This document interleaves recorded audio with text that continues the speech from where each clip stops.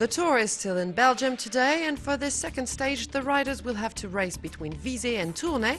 That's a 207-kilometer long route. There is no major difficulty in this course except for the climb to the Namur Citadel, a Category 4 ascent, 125 kilometers from the finish line. The stage victory should go to a sprinter. The first rider to attack today is France's Anthony Roux of FDJ Big Mat, who breaks at kilometer 22. And is got a few kilometers further by two men, another Frenchman, Christophe Kern of Europcar, and Michael Markov of Denmark, the Saxo Bank rider who is currently wearing the polka dot jersey. The trio manages to leave the peloton up to 8 minutes behind, but the gap narrows to around 6 minutes as they reach the Namur Citadel climb, a difficulty that they deal with smoothly.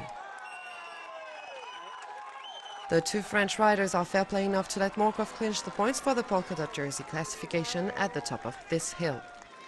The pack remains at close distance from the front of the race, narrowing the gap little by little. The breakaway riders are just 2 minutes 30 ahead as they reach the intermediate sprint, 54.5 kilometers from the finish line. None of the three escapees really fight for the sprint. Christophe Kern, Anthony Roux and Michael Markov cross the line in that order. There is a little more struggling when the peloton gets to the sprint area, and the winner is Matthew Goss of Orica Greenwich.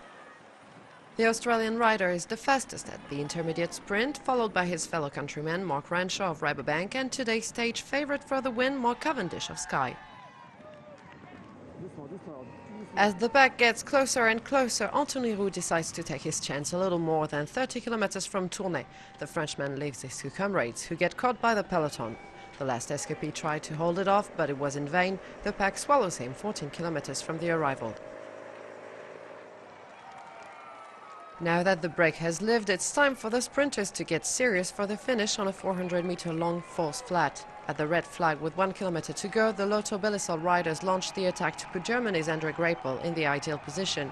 Greipel is a sprint expert and is close to surpass the competition, but unfortunately for him, the highly expected Mark Cavendish gives his all in the last meters to outstrip him and get his first stage win in this 2012 Tour de France, the 21st overall.